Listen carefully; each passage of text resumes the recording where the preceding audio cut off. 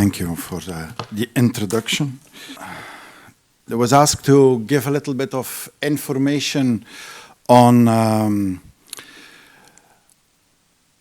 poetry performance and how to look at it from a more academic side of it.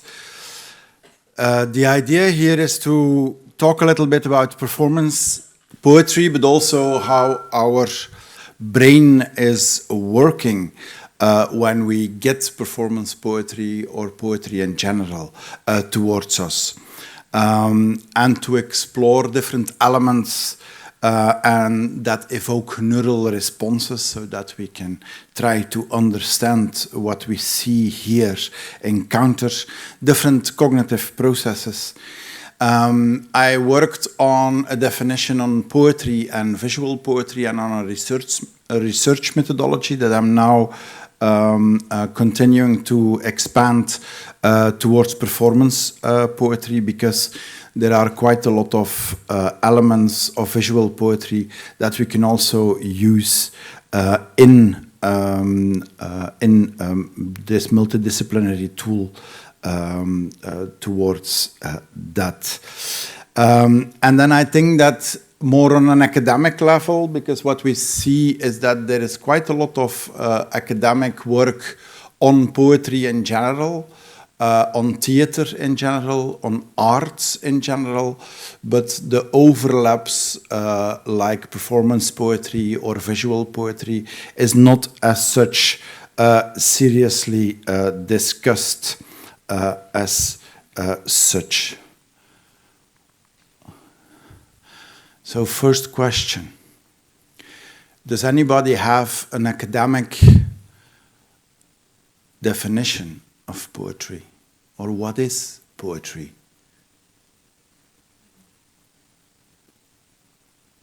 What is the question? What is poetry? What is the question? Well, it took a while because when I, not just to know what the question is, but also to come up with the answer as such.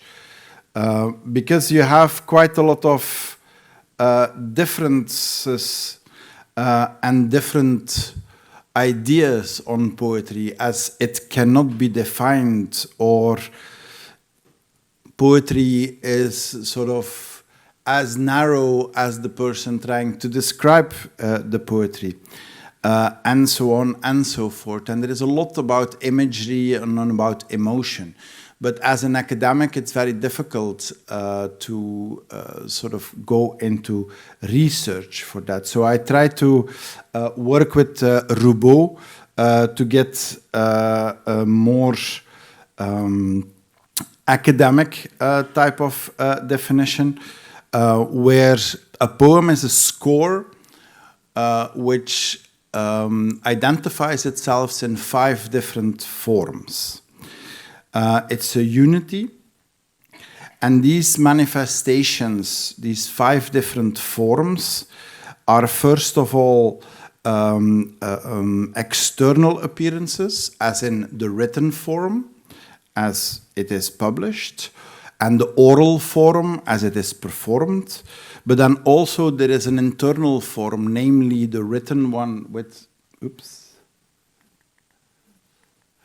the written one with the capital R, where it is sort of read by your brain, by your eyes. It's not just published, but it's also read as such. And you also hear it when it comes into you, even when you read it. And then that was sort of like where Roubaud stopped. But for me, poetry is always a performance. Take a book, read poetry, or read a book.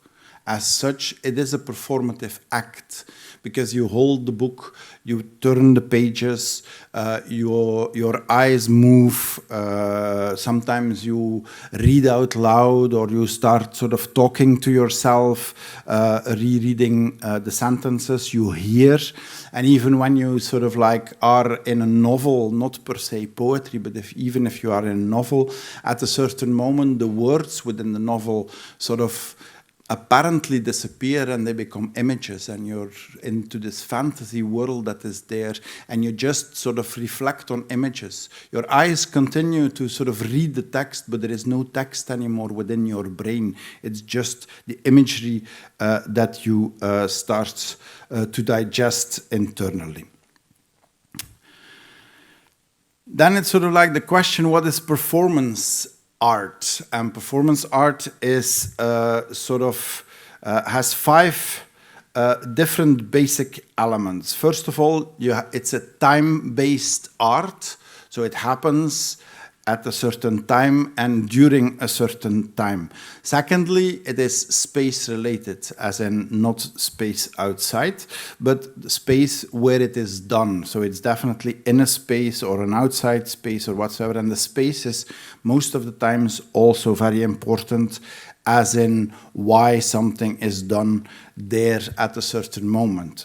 Think about boys, for instance, who at a certain moment was transported from a plane to New York to a little box where he was then put together with a coyote. So the space where he was together with a coyote as such is very important. The bodily act is also there, the fact that there is a body or bodies, or that somebody is there. And the presence of the artist itself also makes it definitely performance art. And then there is an element that sometimes within poetry, with more classic poetry readings, is often forgotten. There is a relationship between you, or between the creator, and the public. The fact is that the public is very much part of the performance. In what way ever. It could be just looking, or it could be like with Abramovich, that people from the audience sort of start helping her within her performance, or taking part in her performance, or whatsoever. And then you have an element where it's described or recorded. So sometimes also performance art can be recorded and can be seen again. And like what I said about boys, you have films about that, about Abramovich. You can definitely sort of see 1001 different YouTube films on that. So these are quite important that it's documented as such, and that makes it not just something that happened, but also definitely something that has been documented. And then language performance, which is then more into like the poetics and the fact that we are doing poetry performances or theater performances, or performances that are linked to language. Thinking on somebody like Jaap Blonk, for instance, that is very famous for redoing the Oersonate, or Chopin, for instance, not the composer, but later on it's a late family member who at a certain moment used microphones to put into his stomach and into his arse to sort of like record the sounds that his voice made via his internal organs, and used tape recorders, the old ones still, to sort of process this sound towards the audience together with then the original text that was there, so that you could have an internal and external feel to how the performance or how the language transgressed his body as such and became part of his body. So these are different elements that we already talked about. The fact that the use of language is more artful in a certain way. The use of spoken word, but then not in the sensu stricto that it's the poetry form, but the fact that you use language, that you use your mouth, that you use the spoken word as such. Most of the time with language performance, there is a script or there is a text that has been written about it and used as such. There is a form of narrative and storytelling, how loose this sometimes can be. Think about, for instance, I forgot his name, but it's a Canadian poet, performance poet, who at a certain moment started performing telephone books. And it's, I don't know if there are people of that age in the hall here that still know what a telephone book is. That's per country or per province, where you have all the telephone numbers and the addresses, but it's alphabetically ordered. And on the top of the page, on the left-hand side, you have the 3 first letters of the name of the first person or the first family name, and then the 3 next letters are of the last one of that page. And he started performing one of the telephone books of a province in Canada.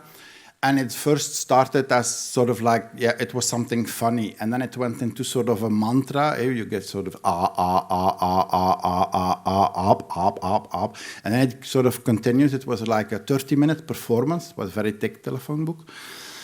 But it became interesting because at a certain moment it even became a sociological and a socio-political type of instrument, because you could sort of like say, there were quite a lot of Scottish people that emigrated to that province, because there was like 5 minutes of muck, then going on. And then sort of like, and there were quite a lot of people from the Low Countries, because there were a lot of van, that going on, and the von. So there were also Germans there. And then it becomes sort of, and at a certain moment you sort of like start to become, the storytelling becomes something different. The storytelling becomes the history of all these people that sort of like came from somewhere and then went to somewhere. So this is one of the possible storytelling elements that I just want to sort of do. And then you have, of course, an emotional and an expressive element, as I just said, like if you have sound performances, for instance, like the Oer Sonate, if you know a little bit about the context that it was written within concentration camps and whatsoever. So, and then depending on how expressive things are performed, then you can also, as an audience, be taken within the emotion. And that emotion can indeed be that sometimes you sort of hear a sound of your name in the telephone book, or that you get a sort of certain element of emotion by certain sounds that are there, or certain words. And then you have an engagement with the audience, because with language performance, it's also that there is an engagement towards the audience and with the audience. And that the performance on stage definitely changes depending on how the audience is reacting.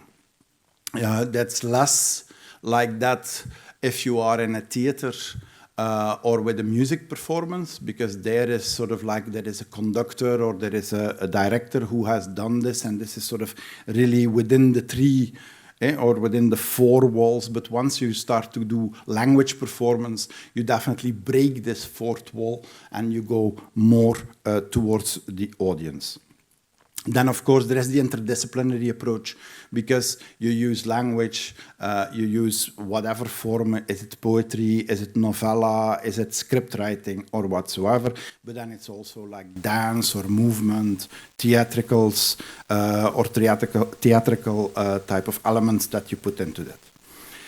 And then, as we said, also with performance art, there is a temporal and spatial connection and element there. So the time in which something is done, if you take a 48-hour performance or a John Cage performance, or the 3-minute performance, 3 minutes and so many seconds performance of the orchestra, that's also a form of performance art, more even than a musical performance, although that there some people will definitely think otherwise. And then towards the audience, but also from the artists themselves, there is a reflective and iterative process where it's definitely there has been put a lot of thought in what has been or what will be performed or done as such. But this is an excerpt, the picture there is an excerpt of a Belgian poet from the 1920s, Paul van Ostaaije, who created together with an artist, with a visual artist, a poetry book called Occupied City, where this is part of his notes that were then transformed into a printing in two colors, where color becomes a dimension within the book. But then the question, which is one of the questions that I was trying to answer, and which until now I have not been able to answer, is how do you perform the color? Or how do you perform typography? If you have a text written in Lucinda's handwriting, of course you will perform it differently than something which is in Courier New or Times New Roman or Impact. And you know from comic book strips that when something is very large, bold, in very big letters, you will definitely do it louder. But how much louder? Is it towards in relation with the other text? How do you perform color?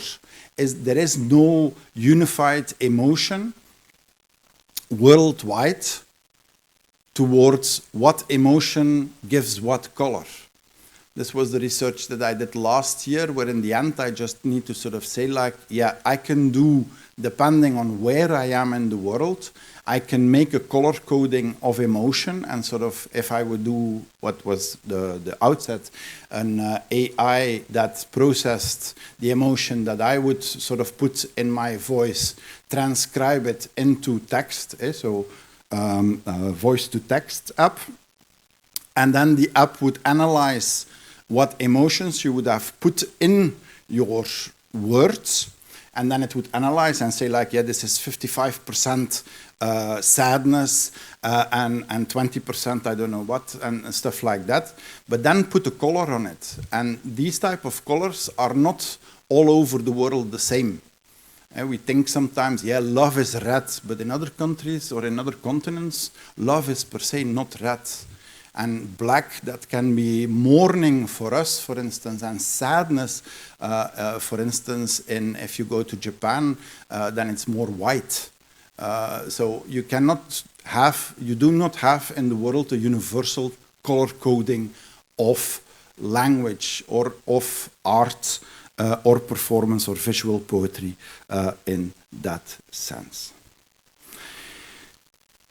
During my research, I then sort of started sort of like, yeah, what will happen?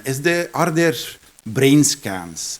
And then with the fact that technology becomes cheaper to do, there were researchers where people were put underneath scans and the brain activity was sort of registered when they were reading or when they were listening. And it seemed that it's almost the same, but it's more when you are listening. And it's also logical, because think about multitasking. What do we do multitasking? We listen to podcasts or music whilst we do the dishes, whilst we walk, whilst we cycle, whilst we just sit in a room and read something, we listen to music. We do the things at the same time, so we listen to things, and our brain can perform whatever you are doing together with listening to things and still process it completely. So in that sense, and that's done for me as an oral poet more than a written poet, it's always nice to sort of say, oral arts are above the written arts.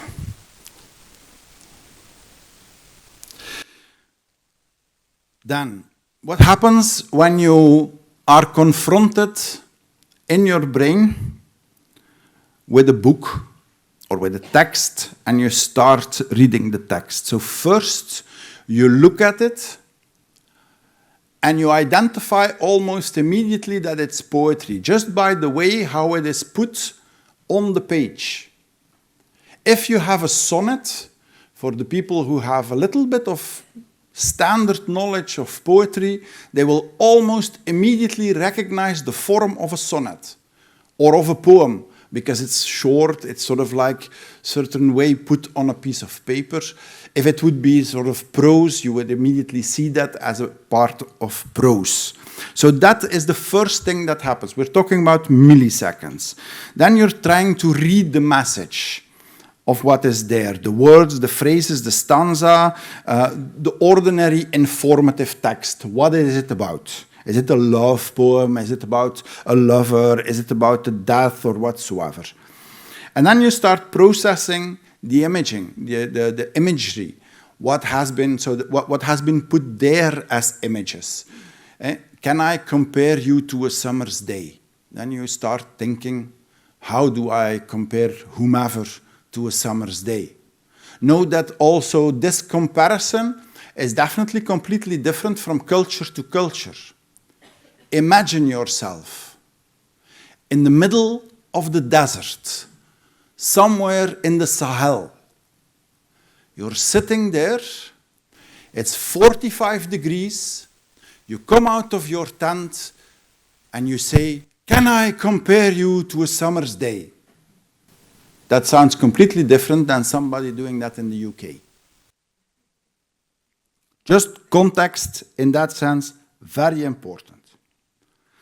Then after that, you start adding your acquired meaning.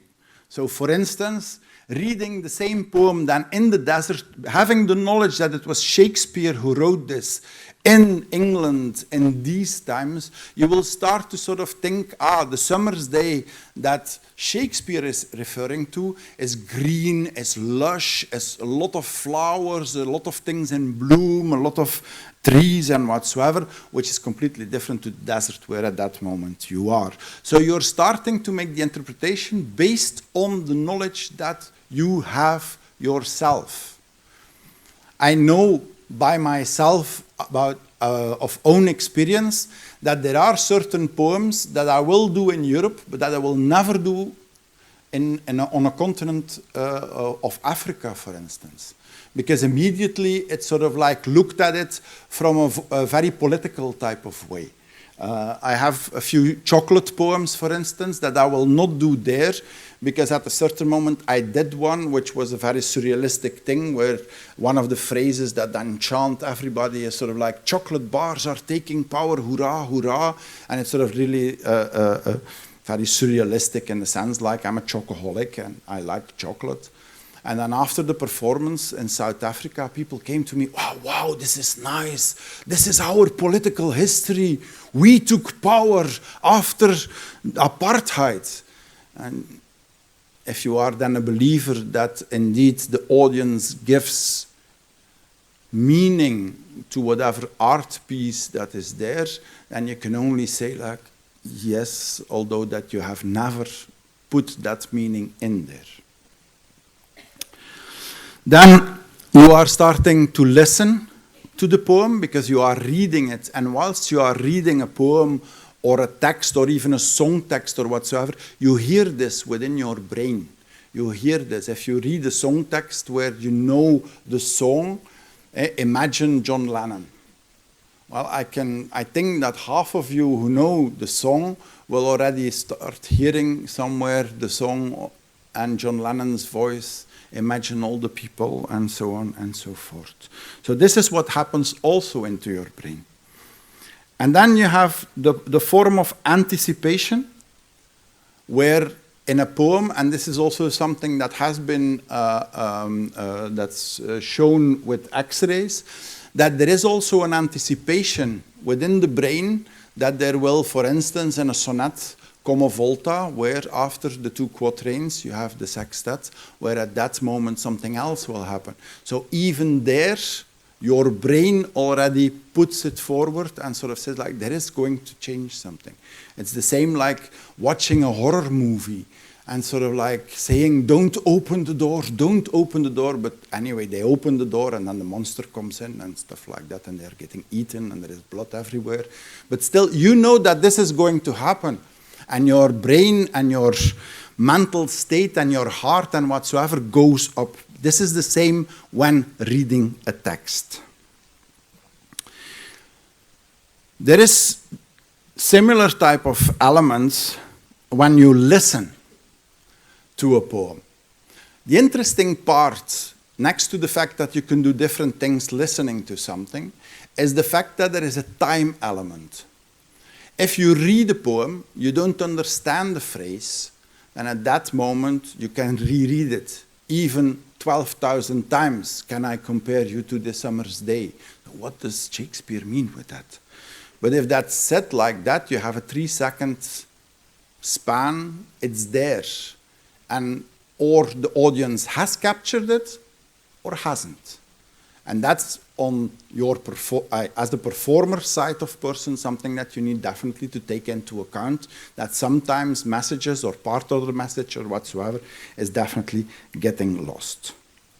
Then you get the prosody as such, which are the elements in speech that are not individual phonetic type of segments like vowels, consonants, but are more the properties, the fact that you use style figures where, or words that become the sound that it signifies, that you sort of use a certain rhythm, that you have a rhyme scheme that you sort of will use, and that you will come to there. So this is also, that has also to do then with intonation on how you go there, how you stress, like you have the ancient poetry where you have stressed and unstressed syllables to make it sure that it's very rhythmic on the one hand, but it's also a mnemotechnic type of tool, as in how to learn things by heart. And then it's sort of like with this prosody, you can also add emotional layers as a performance. With doing that, you can sort of like, if you have a question, everybody knows in the Western world that, do you have a question? Do you have a question?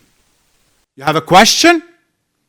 These are 3 different types of emotions that are there, and it does not always has a question mark at the end. As such, and that is where, as a performer, you start to interact as such. Then what happens that you have in performance, that you also have in visual poetry, which is used a lot in communication sciences and in communication campaigns. We all know why Father Christmas is red, because Coca-Cola didn't like the green that he had before that, and they started with their commercials and gave him a red suit, and since now everybody thinks that Father Christmas is red. So, but this is sort of, if you see an old guy with a beard, with a red suit on and a red type of hat, so that must be Christmas. This is part of communication sciences, that is also things that happen within visual poetry, within performance, that you know, if you know what the room has as a reference framework, you can play with that. For instance, at a certain moment, I was in India and I was doing a poem with all the classic type of artists, French sculptors, painters, and whatsoever, that all has been in Brussels. And nobody knew what I was talking about. And I was there sort of like, oh shit, I need to tell sort of like Western cultural history. I need to give a course in Western cultural history. And then also the opposite way, because some things I completely did not understand from what was there on the art in India and the Hindu art, and that was there. So I also needed to have that explanation there. So these are sort of different forms of gestalt, where you sort of see the dots, the 4 dots that you see, you will immediately almost make with your eyes, you will see them as a square. You won't see them as 4 different dots. You will see things as a line. The Z, the X signs and the rounds, you will immediately start to separate. Your brain will make certain decisions for you that you are not conscious about, and that you can play with also as an artist as such. Just a little tools there. I'm not going to go into this type of further analysis on that, but I just wanted to show one part of the toolbox. The toolbox at this moment exists in two parts, and I'm working on a third part.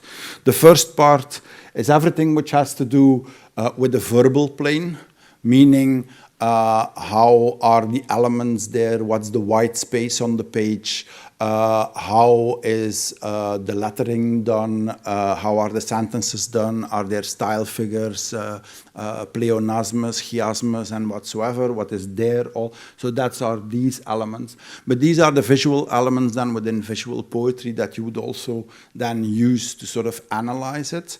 And so you first start with pre-iconographic type of looking at things, sort of just writing what you see or sort of analyzing what you see, and then go on and sort of the different elements. What do they mean? Is there an iconographic type of meaning to it and whatsoever and so forth? But then the different materials, where then you also know if something was written with a computer. If you have computer art, you also know that before the computer was invented, this art would definitely not exist. So you can definitely also date more exactly visual poetry as such. So going back, so this is a little bit the analysis or the sort of elements that I think are important to add still towards the toolbox, the third part of it. And so the first part is sort of classic literature studies and how you study literature and literary texts as such, with all these different elements. The second part is on the visual part, is on more on art tools, techniques, and on all these materials and so on. And the third part would then be the use of time, the use of space, the use of body, the use of the artist being present within or not within, or an artistic presence, because like Kossuth, no, Kossuth was with the chair in three parts, but you had within the group there also where it was dancers that, for instance, did the performance, and the maker himself did not participate, but it were the dancers that at that moment participate. So also this is the bodily engagement there, and the relation between the creator and the public as such are in that sense the elements that then needed to be studied. So I think that for what we have here in this first performance poetry or first art performance festival, that also on the side of academia there is still some work to be done, as we sort of see, or as I said, there is literature studies. There is quite a lot of study on literature, where in Holland, for instance, there was a literary critique on a poem, which was half the poem was published and half a poem was on a cassette. And the only part where the literary review were talking about was on the part that was published. And on the part of the cassette, there was nothing said. It's the same about when you have poetry performance. You need to have the toolbox, you need to have the elements on how to study, and you go beyond and further than pure literary studies. You go to theater studies, you go to communication studies, and these things you all take into account when you need to study and analyze these type of things. Thank you very much.